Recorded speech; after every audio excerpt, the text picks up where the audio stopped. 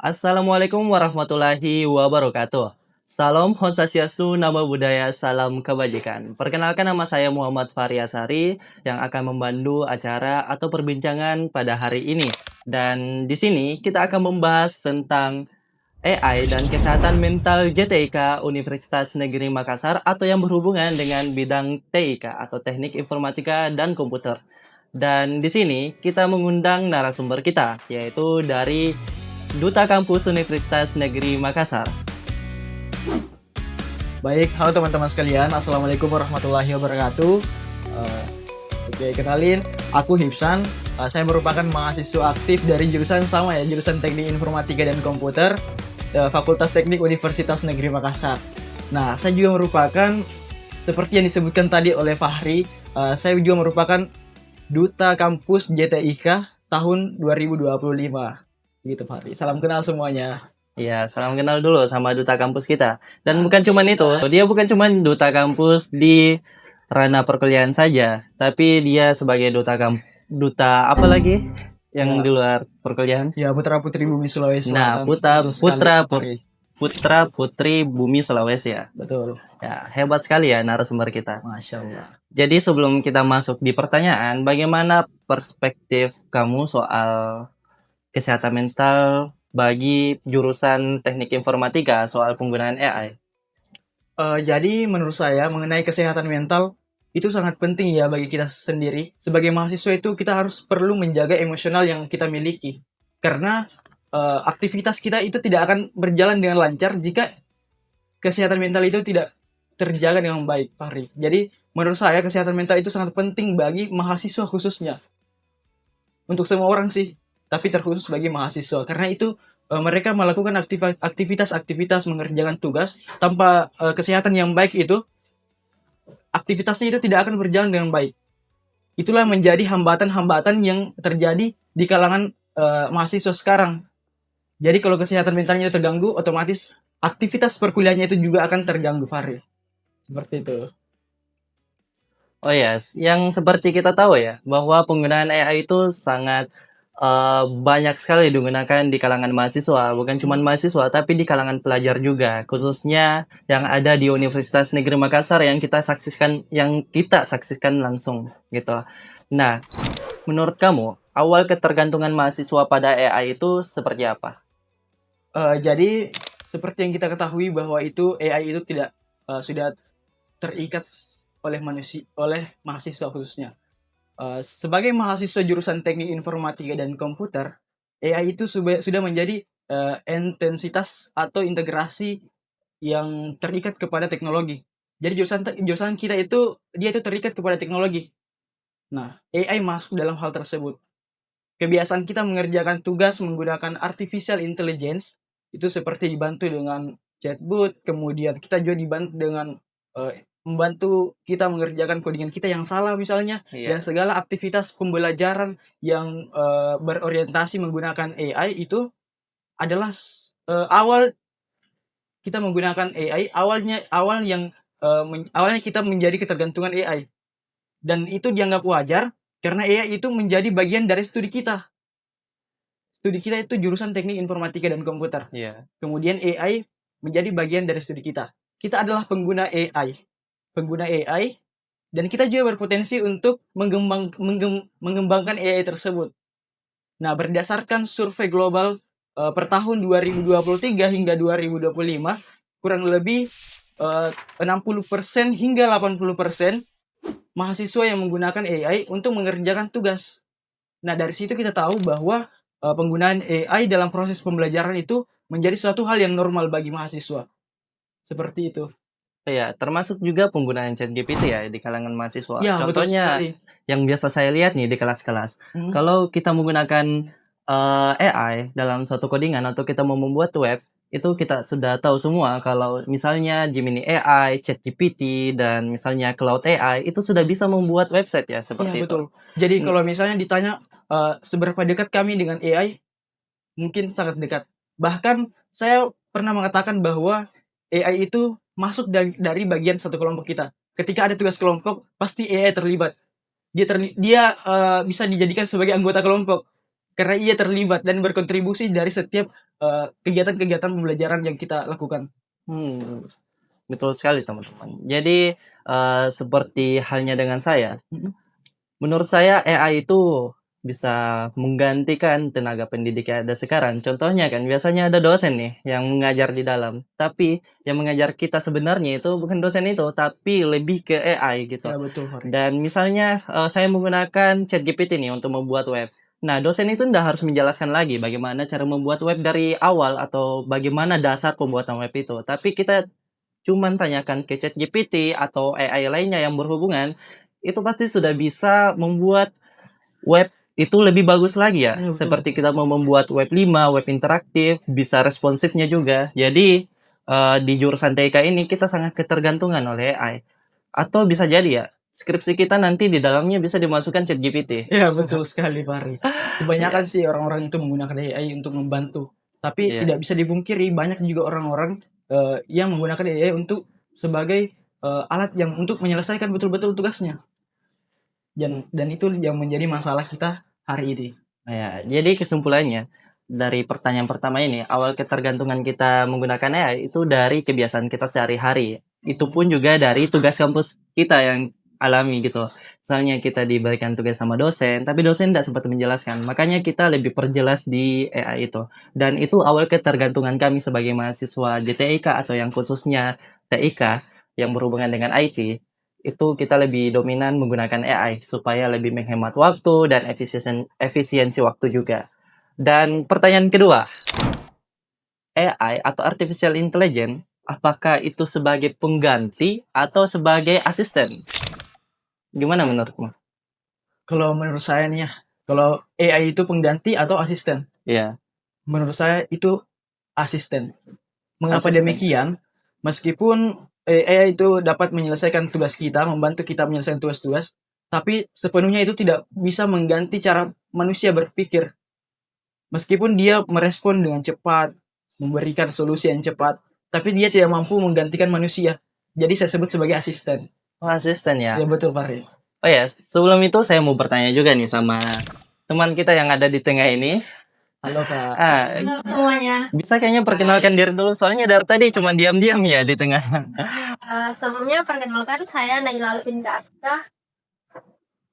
Sebenarnya tadi ada pertanyaan yang mau saya tanyakan, Ya, tapi Fahri. karena nggak enak mau mencela pembicaraan kalian, jadi saya mau nanya nih, Mhm. em, kan tadi soal kesehatan mental manusia karena AI. Nah, menurut Ibsan. menurut menurut Hifzan ini Ah, eh, upaya apa yang bagus dipakai atau digunakan untuk menjaga kesehatan itu? ya betul. Pertanyaannya sangat bagus menurut saya. Apa yang kita perlu lakukan untuk menjaga kesehatan mental tersebut? Cukup jawabannya singkat saja. Kita perlu menggunakan AI dengan sadar. Ketika kita menggunakan AI secara tidak sadar, otomatis ketergantungan tersebut timbul. Dan ketika kita diberikan tugas, nanti kita hanya mengandalkan AI. Nanti ada tugas sekecil ini, meskipun itu seharusnya bisa kita selesaikan melalui pikiran kita sendiri, tapi karena prinsip yang kita hidupkan dalam pikiran kita yaitu AI, jadi kita gantikan jadi AI. Nah, tips saya yaitu untuk menyadarkan diri kita, kita menggunakan AI dengan menyadarkan diri. Tidak menggunakan AI itu kayak betul yang dikatakan Fahri tadi. AI itu eh, membantu kita, bukan menyelesaikan masalah, bukan menyelesaikan tugas, cuma membantu. Karena AI tidak dapat mengganti proses berpikir manusia. Kita perlu ingat bahwa AI itu hanyalah kecerdasan buatan yang dibuat oleh manusia, yang bekerja berdasarkan data dan juga algoritma yang ada. Seperti itu. Nah, jadi seperti itulah bagaimana kita awal ketergantungannya soal AI, bagaimana soal kesehatan mental kami eee, di era digital saat ini, yang dimana sebetulnya itu pemerintah maupun dunia sekarang melakukan yang namanya digitalisasi gitu. Jadi Betul. kita itu harus berkembang terus-menerus, bukan tidak boleh menjauhi AI, tapi kita harus mendekati AI itu, bagaimana cara menggunakannya, bukan cuman memakainya saja gitu. Nah, Untuk pertanyaan tadi bisa kita lanjut tentang pengganti atau asisten, itu jawabannya asisten ya? Ya, betul. Ya. Nah, kan kalau semisal pengganti nih, definisinya itu dia yang menggantikan kita.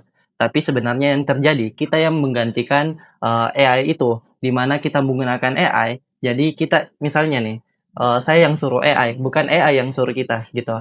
Dan menurut perspektif orang gitu, banyak sekali nih teman-teman yang bilang, nanti di masa depan itu kita akan digantikan oleh AI. Tapi sebenarnya nggak seperti itu.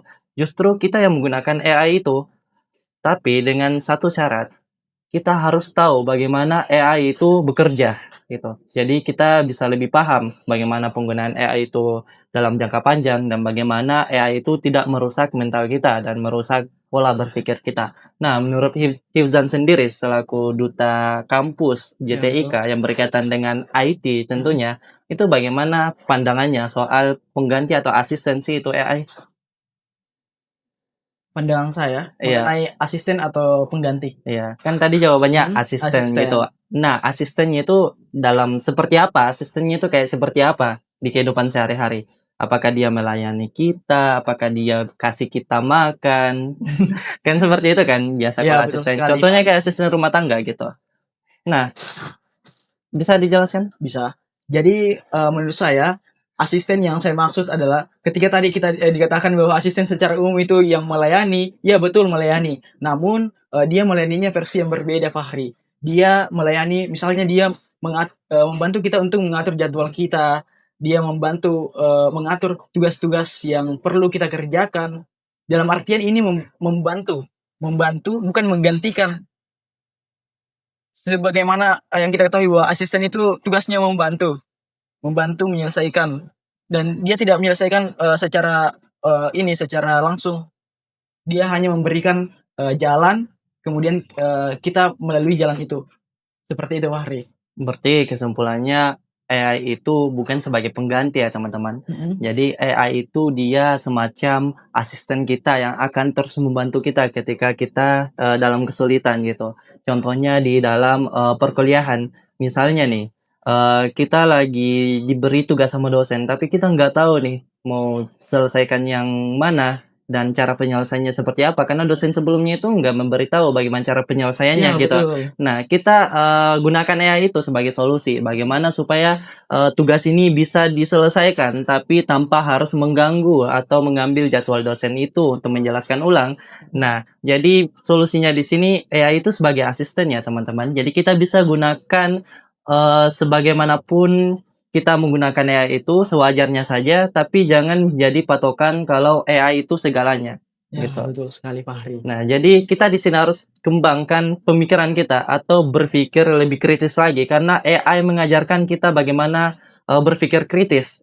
Karena menurut saya AI itu mengajarkan seperti itu karena sebelum kita menggunakan AI kita harus pahami prompt apa yang harus digunakan dan keterbatasan AI itu sendiri di mana kita menggunakan AI itu jawabannya bakal salah kalau prompt kita masih kurang gitu atau kurang apa ya, kurang detail Ya, namanya kurang gitu. tepat sih. Itu misalnya kalau kita minta membuat A, tapi AI itu membuatnya yang B gitu. Kan beda gitu, bukan sesuai harapan kita. Nah, itu fungsi kita untuk berpikir lagi bagaimana cara supaya mesin ini bisa memahami bahasa kita sendiri walaupun di artificial intelligence atau AI sudah bisa memahami bahasa manusia, tapi kita harus buat struktur katanya lagi ya supaya lebih gampang AI untuk membaca bahasa kita atau membaca apa yang kita inginkan sebenarnya.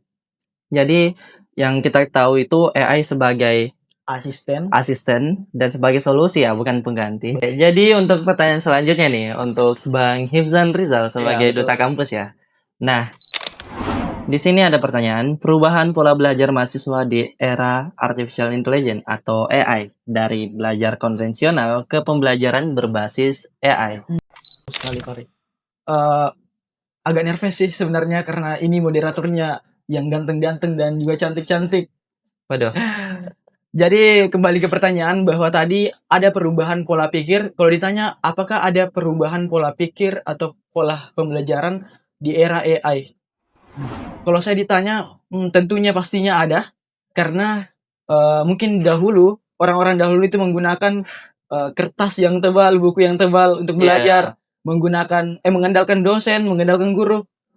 Dan sekarang semenjak ada AI, kita dapat belajar dan mengeksplor diri secara lebih luas lagi, tuh, Fahri. Jadi kita dapat belajar hal-hal yang kiranya kita tidak dapatkan di kelas, kita tidak dapatkan di dosen, kita dapat mencari tahu sendiri.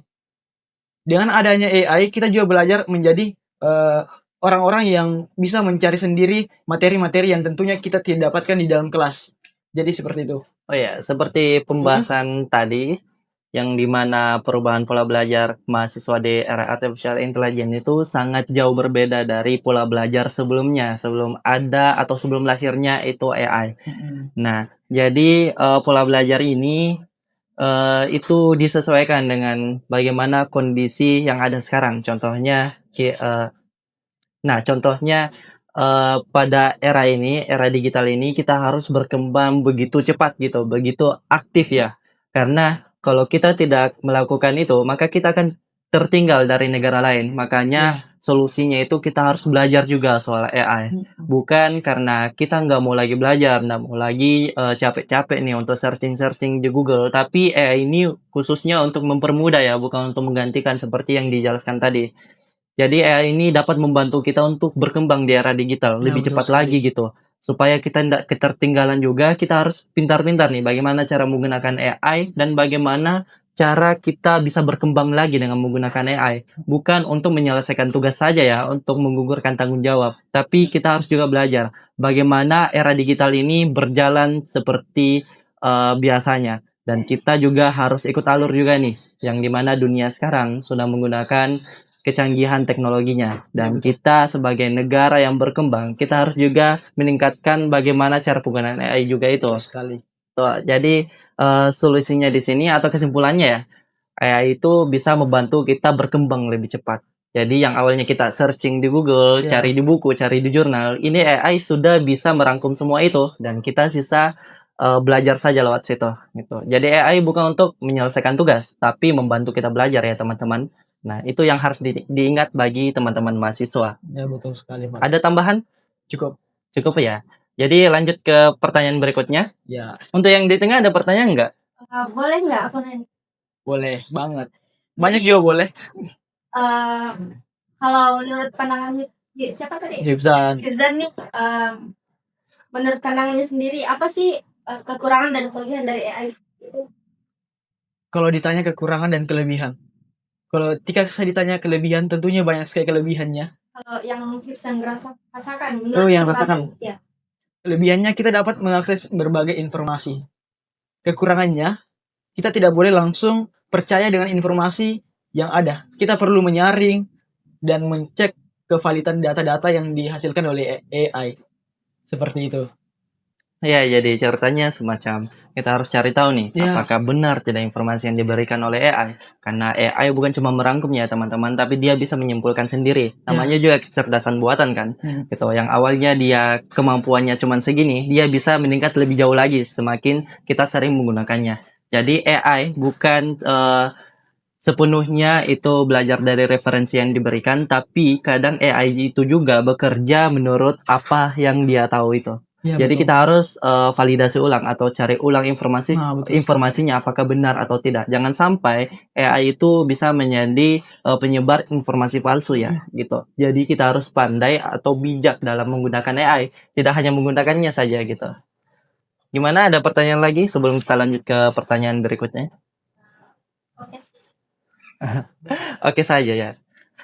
Oke, kita lanjut pertanyaan berikutnya tentang kemudahan AI, Artificial Intelligence, dalam membantu atau justru menciptakan tekanan baru. Nah, itu menurut Hifzan, di mana ekspektasi atau tuntutan produktivitas dan tekanan sosial itu dapat terjadi dalam penggunaan AI. Apakah AI itu bisa membantu atau justru menciptakan tekanan baru? Gimana menurutmu? Ya, betul sekali, Fahri. Jadi pertanyaan tadi kalau ditanya apakah AI itu membantu atau Ya. malah memberikan Tekanan baru. tekanan baru. Ya. Jadi kalau ditanya kalau AI itu membantu, ya jelas membantu. Dia membantu mahasiswa untuk mengerjakan tugasnya, untuk mempercepat dan mempermudah kita untuk mengakses segala informasi. Namun di balik kemudahan-kemudahan tersebut, ada berbagai tuntutan-tuntutan yang harus kita terima. Iya. Ada ekspektasi yang harus kita jalankan. Mengapa demikian? Karena dengan adanya AI, jadi standar-standar tugas-tugas yang telah diberikan itu semakin tinggi.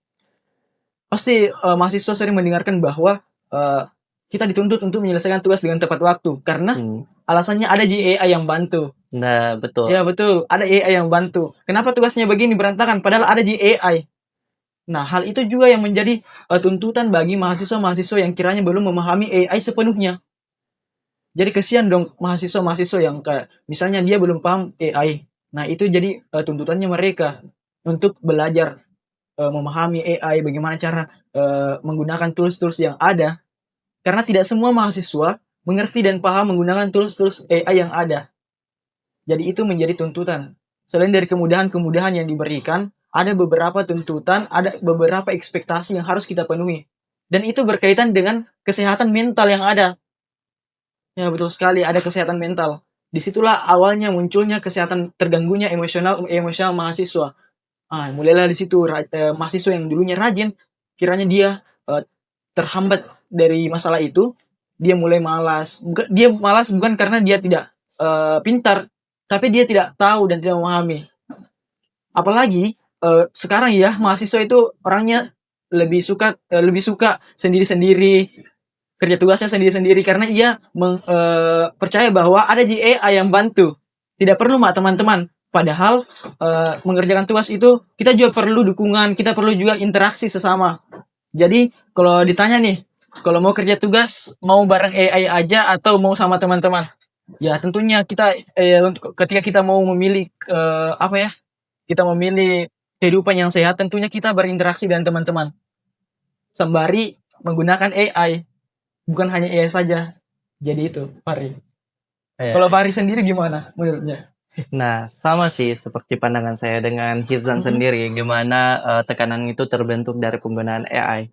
Tapi di mana juga ada beberapa mahasiswa yang mulai malas nih, mulai tidak produktif lagi karena menggunakan AI. Karena banyak juga mahasiswa yang berpikir kalau dengan menggunakan AI semua itu cepat selesai, Ya, kan betul. gitu. Nggak perlu belajar lagi, cukup tanyakan saja AI. dan sudah selesai tugasnya. Dan Bahkan- itu biasa membuat Iya. mahasiswa itu jadi malas. Katanya kayak gini, yang awalnya mahasiswa itu kejar waktu, sekarang itu dia bakal buang-buang waktu karena dia pikir ada AI kok Ya, yang betul. selesaiin gitu. Bahkan tugas yang kiranya kecil yang bisa diselesaikan melalui pikiran sendiri, itu juga diselesaikan oleh AI.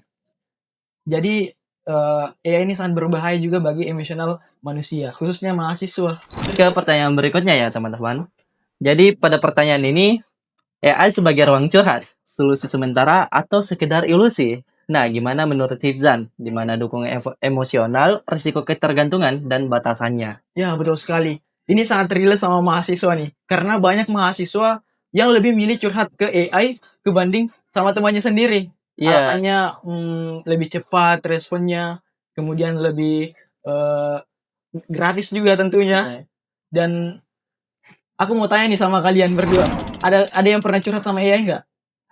Iya sih, lebih sering sih, apalagi mahasiswa ya, pada Iya, betul. umumnya itu lebih sering curhat di AI. Jadi biasa juga, misalnya nih, kita menggunakan ChatGPT atau Gemini, itu biasanya mahasiswa, apa ya namanya, dia anggap hasil penelusurannya itu, dia bisa rapihin atau gimana, Iya. atau bisa dijadiin ajang estetika gitu.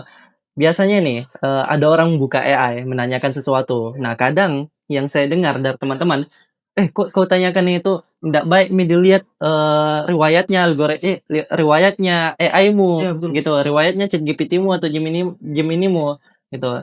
Jadi di mana kalau kita dengar dari hal seperti itu, AI itu sudah merajalela ya di mahasiswa, di mana fungsi bimbingan konseling secara langsung atau online itu sudah nggak berguna karena sudah digantikan oleh AI. Tapi Iya, sebenarnya tidak digantikan ya gitu. AI itu cuma dijadikan solusi atau alternatif utama jika kita tidak menemukan solusi secara langsung atau secara interaktif. Jadi kita menggunakan AI sebagai solusi interaktif kita atau solusi terakhir kita untuk menggunakannya. Jadi AI tidak semata-mata menggantikan semua profesi ya teman-teman, tapi AI cuma membantu beberapa profesi lainnya untuk kebutuhan manusia juga sebagai kita soal emosional, Iya. psikologi gitu agar tidak merasa kesepian lagi. Makanya banyak ya teman-teman yang menggunakan AI sebagai tempat curhatnya Ya, gitu. karena betul AI itu juga jadi solusi bagi mereka, tapi solusi sementara.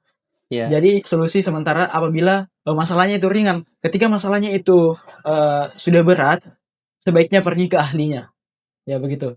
Karena ternyata AI itu juga mampu menebak mood seseorang. Ya. Ya disebut dengan digital phenotyping. Jadi dia bisa menebak mood seseorang berdasarkan data dan algoritma-algoritma yang ada sebelumnya. Jadi dia tahu kalau mood kita senang, mood kita sedih, dia tahu.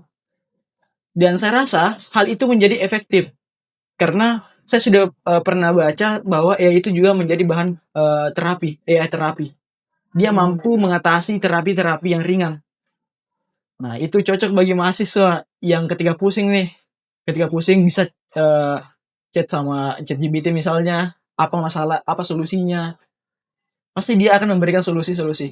Dan itu sangat menjadi solusi-solusi yang betul-betul relate dengan kehidupan kita. Karena ia mampu dan memahami.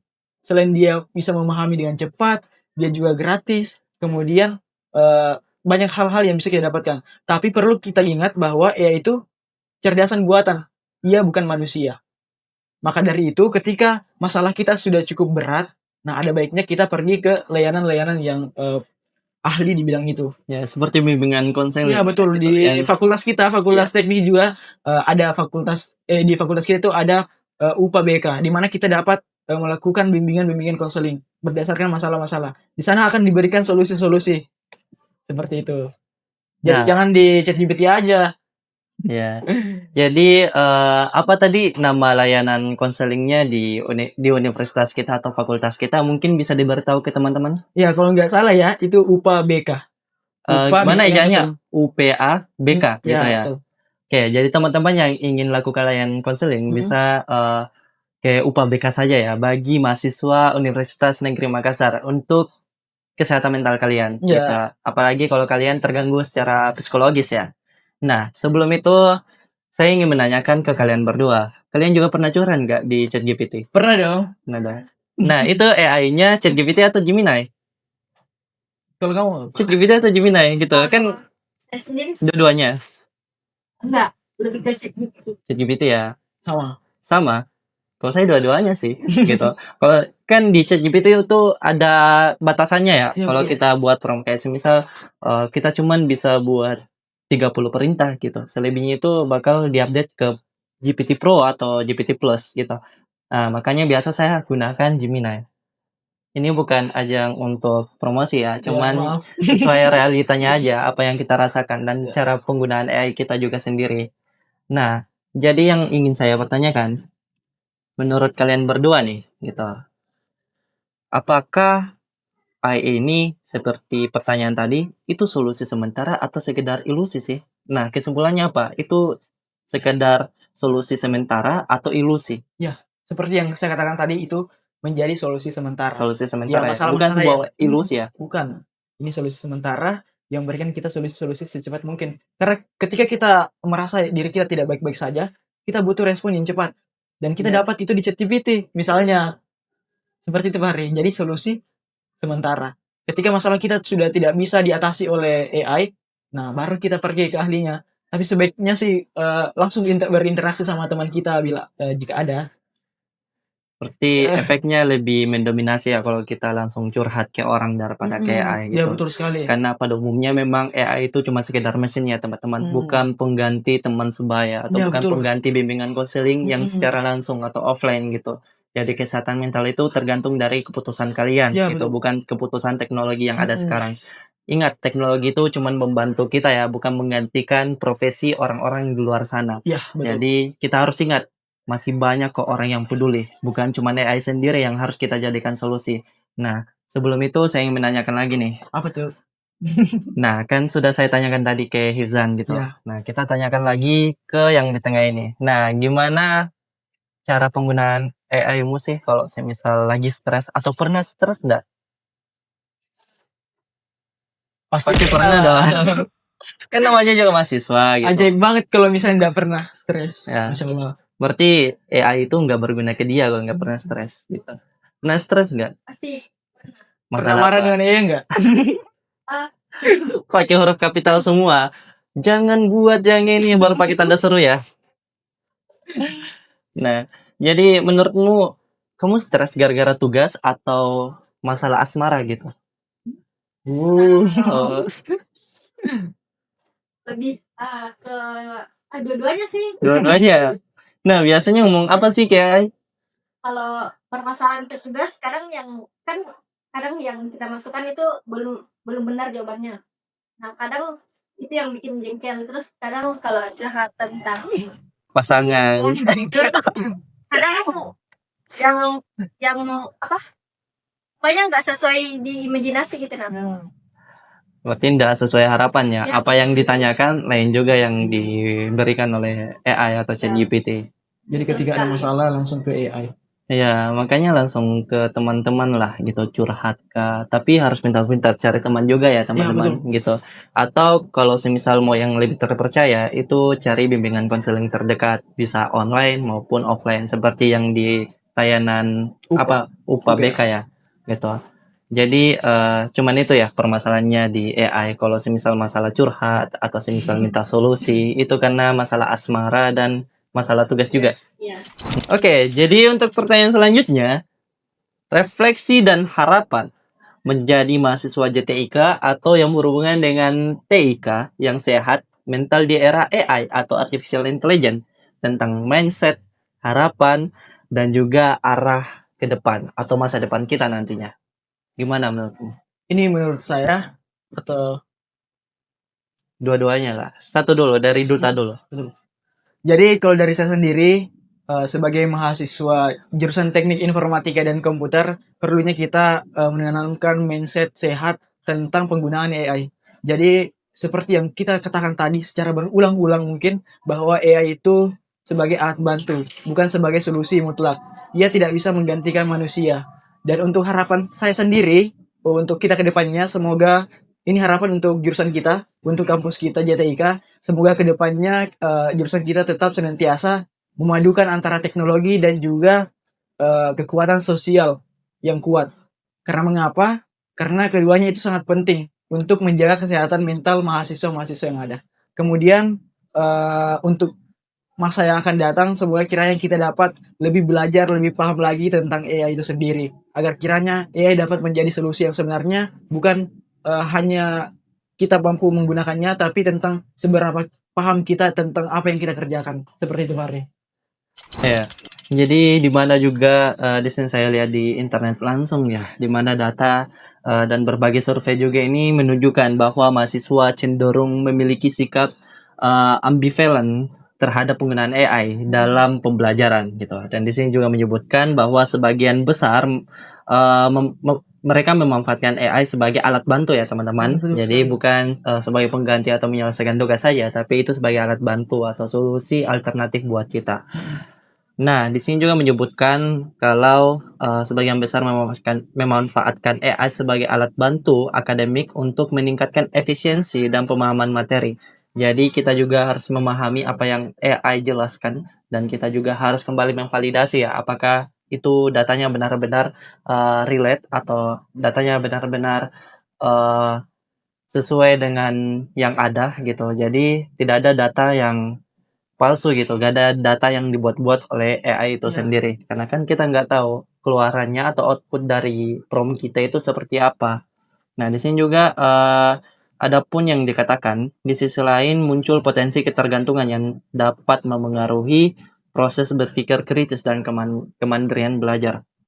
Nah, dari yang saya baca tadi sebelumnya, kita bisa simpulkan dari cara berpikir kritis mahasiswa atau cara memahami materi untuk mahasiswa itu tergantung dari dirinya sendiri. AI itu bukan sebuah teknologi yang gagal, bukan juga sebuah teknologi yang menggantikan segalanya, tapi AI itu cuma sebagai alat bantu ya teman-teman. Ya, Mau kalian itu kritis dalam belajar, kritis dalam kelas, mau itu pola berpikir kalian itu lebih lanjut gitu, lebih dalam, itu tergantung dari kalian sendiri. Kalian yang memiliki pilihan dan kalian berhak untuk mempunyai mindset apapun soal AI ini. Ya, betul Jadi sekali. AI itu nggak harus digunakan ya untuk hal-hal yang mudah gitu, yang harusnya kita mampu berpikir sendiri, tapi kita menggunakan AI karena faktor kemalasan itu sendiri.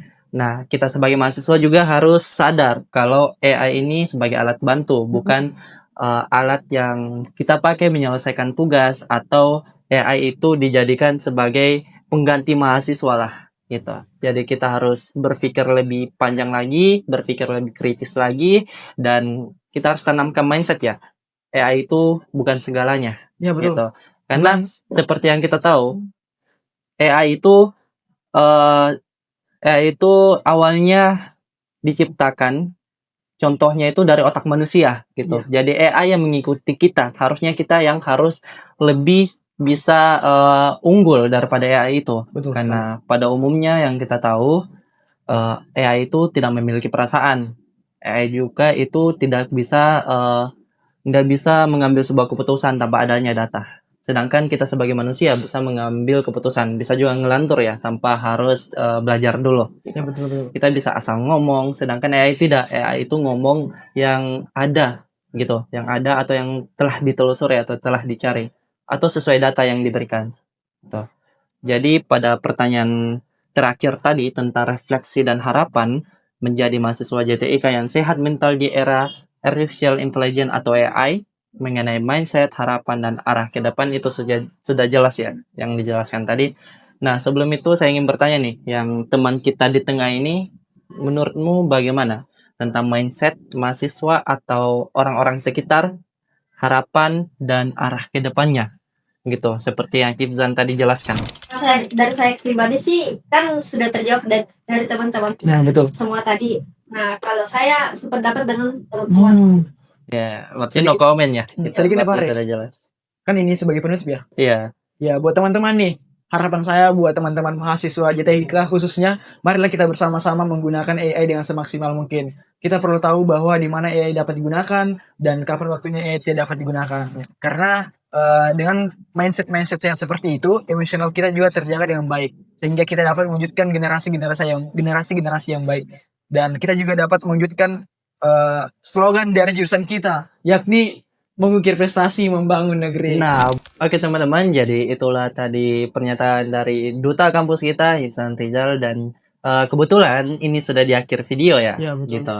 Ya, dan sebelum itu saya terima kasih untuk Duta Kampus kita, Hifzan Rizal dari Universitas Negeri Makassar, dan bukan cuma Duta Kampus saja ya, dia juga Duta Putra Putri Bumi Sulawesi, gitu. Dan sekali lagi saya berterima kasih atas waktunya dan partisipasinya dalam video ini, dan pengalaman, pemahaman, dan pengetahuan yang sudah diberikan, yang sudah di-sharing ke teman-teman juga. Terima kasih banyak. Mungkin cuman sampai sini pertemuan kita kali ini. Saya Muhammad Faryasari, pamit undur diri. Sampai jumpa dan terima kasih. Oke.